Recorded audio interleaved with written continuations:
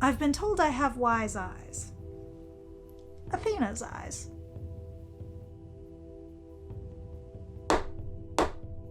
Sing to me, O muse, of a complicated man.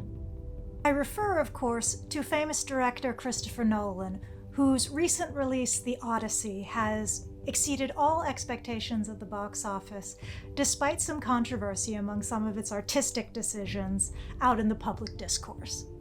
Now, when I'm not being Athena, I am Phoebe Roberts. I am a college professor of creative writing, literature, and English at several schools in the Boston area, and that is not a job you can do without some familiarity with the foundational pieces of literature that shaped our Western canon.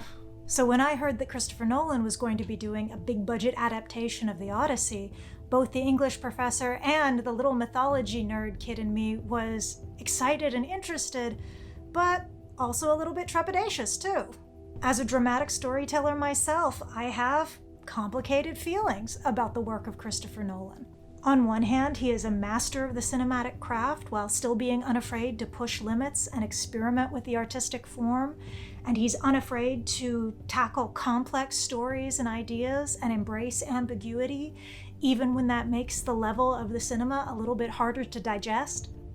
On the other hand, I haven't always enjoyed the way he's written his female characters, and he has a strong tendency to treat the characters' emotions not so much as features of being human, but as bugs that have to be troubleshot so you'll be better at doing your job. So with a story like The Odyssey, which has been speaking to generation after generation, even thousands of years after its first telling, I was very curious what drew him to want to retell it, what he saw in that story that attracted him to want to build a film around it. And I have to say, after seeing it, I not only respected the vision he brought to it, I was incredibly impressed at the meaning he chose to put forward. Retelling is an inherent part of mythology, even when considering the version that we attribute to Homer that was set down in verse. A myth arises when people, generation after generation, tell and retell the stories that explain the world around them. And every time the story is passed down, it will be shaped a little bit by the teller and by how it is received by the listener.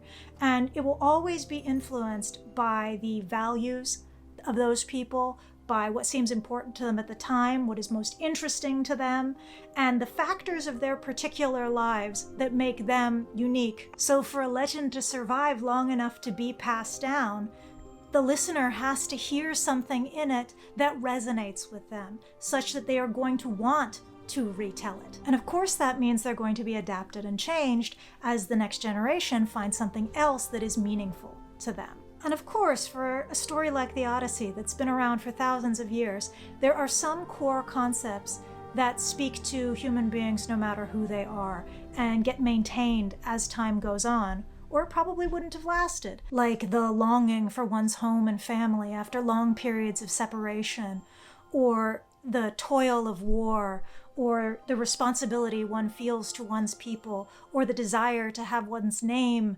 established as something worth remembering. Still, there is a unique kind of magic that comes from when a reteller finds something in an old story that is completely fresh and new, and speaks to the generation that is listening now because of their particular unique circumstances. And that, I think, is exactly what Christopher Nolan did with his Odyssey.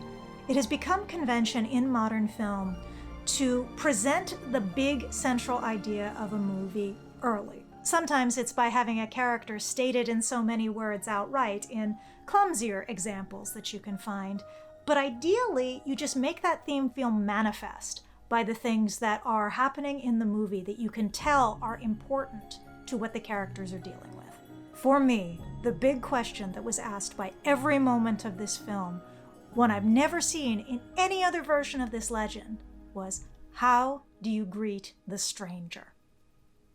In this film, we are introduced right away to the concept of Zeus's law, which is the idea that it is right and proper to offer any traveler to your home food and a bed and safety for a time, because there is the possibility that they could be one of the gods in disguise. And this is repeated again and again throughout the film. The ancient Greeks called this concept xenia. We may recognize it in the root word that means foreigner or alien. So when this happened, I was immediately pleased by it, because one thing I find when you're reading the literature of the ancient world, it's an incredibly important piece of context in order to understand the motivations of the figures they depict, is these fundamental laws of hospitality that everybody owed everyone else. And I find that they are not often explained when you're studying these things, and they're crucial to making these motivations make sense. And you don't just see it in the literature of Greece, you also see it in the epics of ancient Rome, in Beowulf, in the Bible, in Gilgamesh. It was understood the ancient world over that we owed this to each other. Now, I remember when I first learned of this concept, I was pretty surprised, because I think, like many people, I had a tendency to think of the ancient world as a much more barbaric, lawless place. And the idea that even if you didn't have very much, you felt like it was the right thing to do to offer to share it with people you didn't even know seemed shockingly enlightened, shockingly kind and generous for my image of that world. But if you think about it, that makes sense if people were going to be able to build any kind of true civilization. You cannot have a society if there is no trust, if there is no accord, if there are no standards to how we treat each other and how we get along.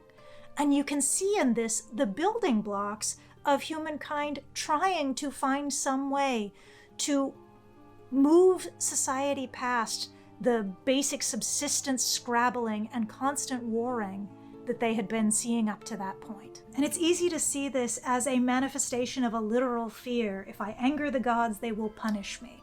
But I think it's more important as an acknowledgement that there is a spark of the divine in every human being that is to be respected and honored, which is an idea that has echoed across the centuries. After all, would we not say that thousands of years later, Christ comes to us in the shape of a beggar?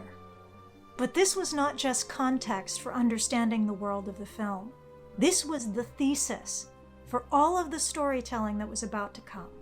What Christopher Nolan has done with this concept is taken it and made it into a metaphor for everything that has caused Odysseus' struggle over the course of this story. The Odyssey begins at the end of the Trojan War. Odysseus felt compelled to call up his people to fight in it because he owed fealty to two other kings, the brothers Agamemnon and Menelaus. And despite the pretext of returning Helen to her husband Menelaus, whom she was stolen from, the real reason for the war is made clear to be the brothers wanted to attain dominance over the trade routes that the Trojans controlled. And it's not because their nations are in need. It's made very clear that both of the brothers have more than enough with their lavish lives and palaces.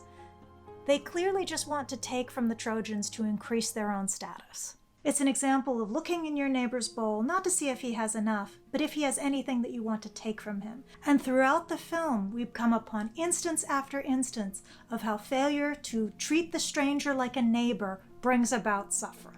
Nolan gives Odysseus a growing awareness of the breach that this has created between the members of mankind.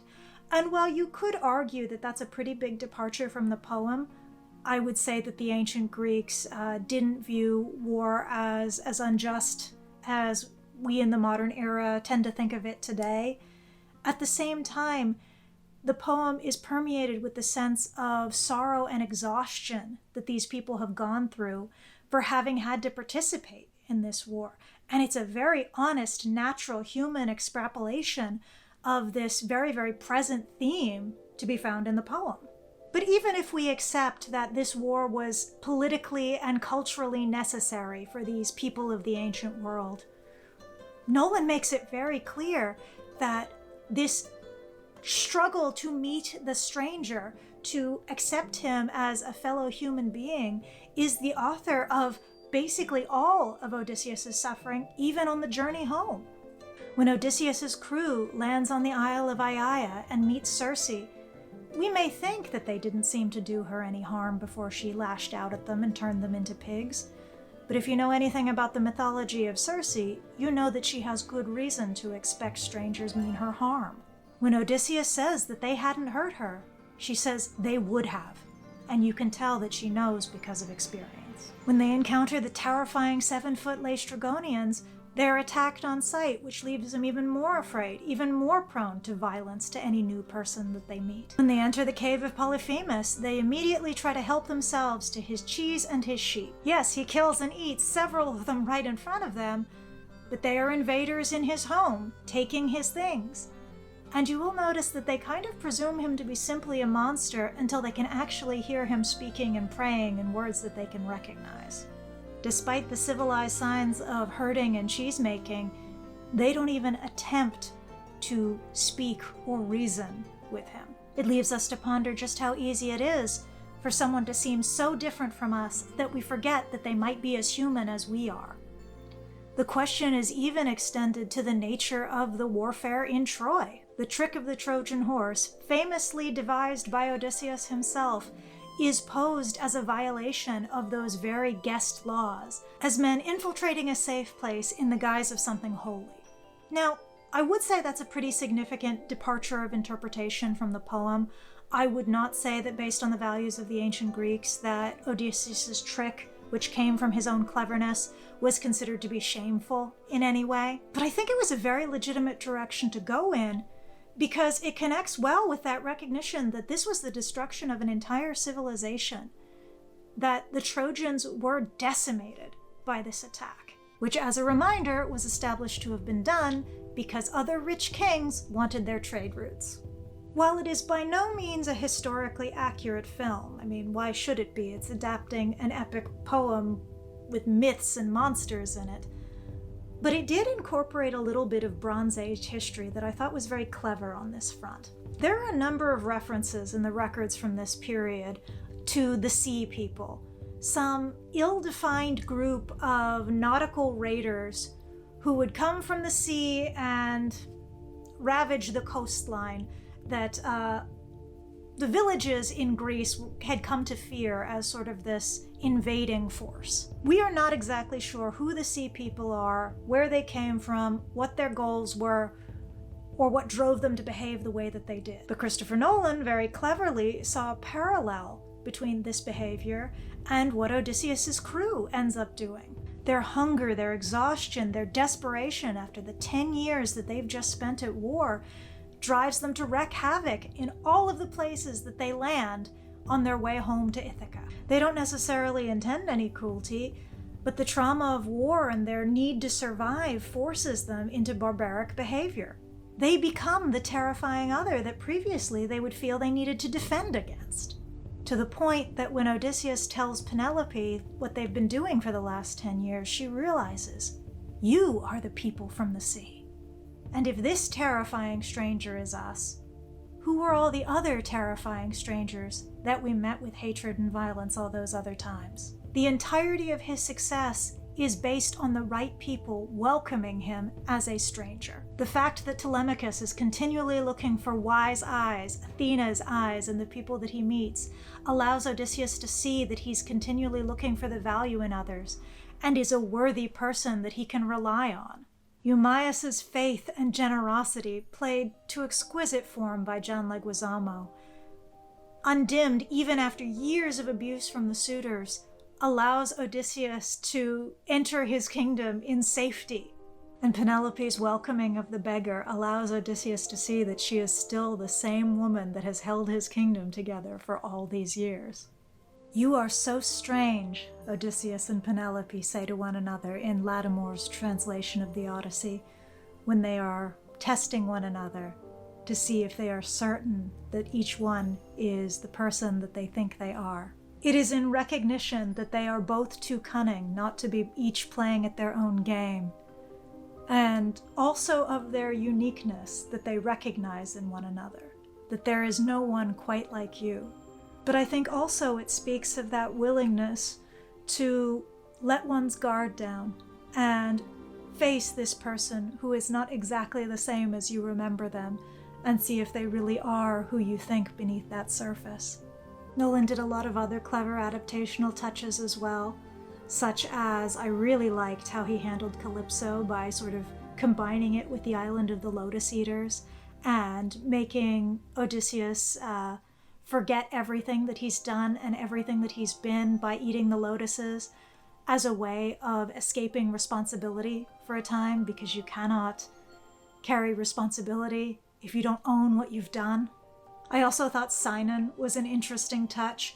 That character comes not from the original Odyssey, but from Virgil's Aeneid, sort of his Roman fan fiction spin-off of the Homeric cycle. It was an interesting choice to take Sinon, who's known as the consummate liar of history, the person whose job it was to talk the Trojans to take the horse into their gates, and make him the most sincere, the most innocent, and sort of the bearer of Odysseus's responsibility and all the ways that he's failed. And it was interesting and kind of surprising to see Agamemnon used as the foil to Odysseus. Usually that's put up as Achilles, the hero who doesn't think, who just responds with his gut and with his heart. And while Odysseus is sort of the more intellectual and cerebral one, in this, the contrast was Odysseus was presented as doing the best that he could for his people and his men, which worked out great because it explained why he didn't always treat strangers as well as he should have, because he was so concerned for his own, whereas Agamemnon had no concern for anyone but himself and his own aggrandizement.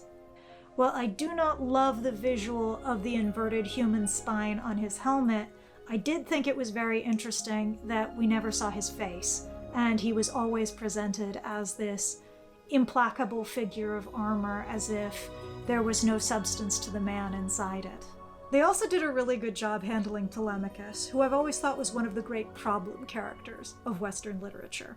Telemachus is a weirdly passive character in the original poem, which is a little bit strange and unflattering to him. His role in the story would be better suited to a younger child, but he needs to be at least 20 years old because Odysseus has been gone for 20 years. And 20 years old is probably grown enough in the ancient world to be able to protect his home and his mother a little bit more than he does. But narratively, he can't be too active or solve too many problems because the hero of this story is Odysseus, not Telemachus. So you see what I mean by a problem character. But this is another way that Nolan was clever. By establishing the importance of guest law, it explains why Telemachus cannot just throw all of those people out of his house. As the son of a king, he is even more responsible to taking care of people who come to his home than a regular person might be. And for once, I actually thought Nolan did a half-decent job with his female characters.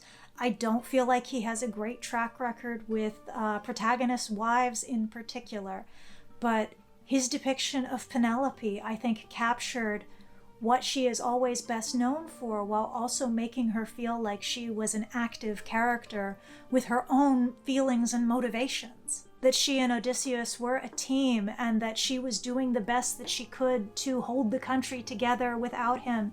And in the absence of her cleverness and her strong actions, Ithaca would have fallen.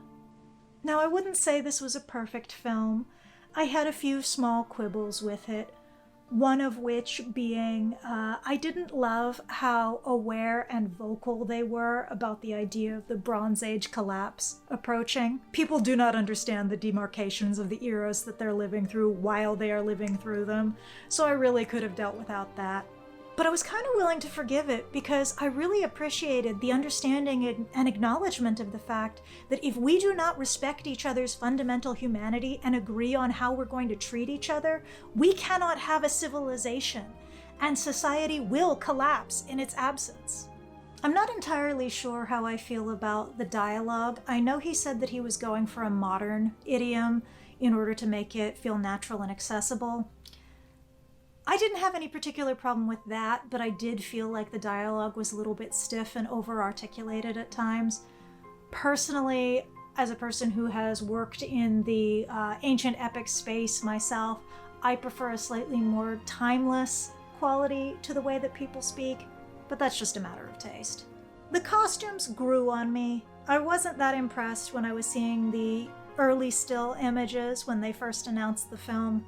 I think they worked in context, but I also kind of wish that there had been a little bit more effort to get away from kind of what people stereotypically expect for Bronze Age ancient Greece. It felt very stereotypical sword and sandals epic to me, rather than grounded in realism, which I think is what Nolan was going for. But I think that actual Bronze Age costuming might have been a little bit more interesting. Less of the 3D printed looking leather armor and more handmade, vibrantly colored chitons and that sort of thing. So I have to say that overall I was extremely impressed and deeply moved by the ideas and the artistry on display here. I highly recommend this film, and spending some time with this film, particularly if you're a storyteller or interested in the classics or mythology yourself, and seeing what you find, what this says to you in it. Fear of the other is one of the great human failings that we have struggled with since time immemorial. So much of the great evil throughout history stems from the inability to recognize that you are as human as I am, and heaven knows that so many of the problems in the world today come back to that fact. I really respect that Christopher Nolan was able to take this ancient story that's been speaking to us for generations upon generations and using it to send that message in today's world. Very clever that he was able to see how to tell that story in this way. So thanks so much for hanging out with me and listening to my thoughts for a while. I am Phoebe Roberts with College Professor Reacts, and tell me, oh Muse, in the comments if you have any thoughts on this adaptation, this film, the Odyssey in general. I'd love to hear what you thought. Subscribe to my channel here for more like this, or to my other channel for my Victorian adventure series, Mrs. Hawking. Link in the description box below. Thanks so much. Bye for now.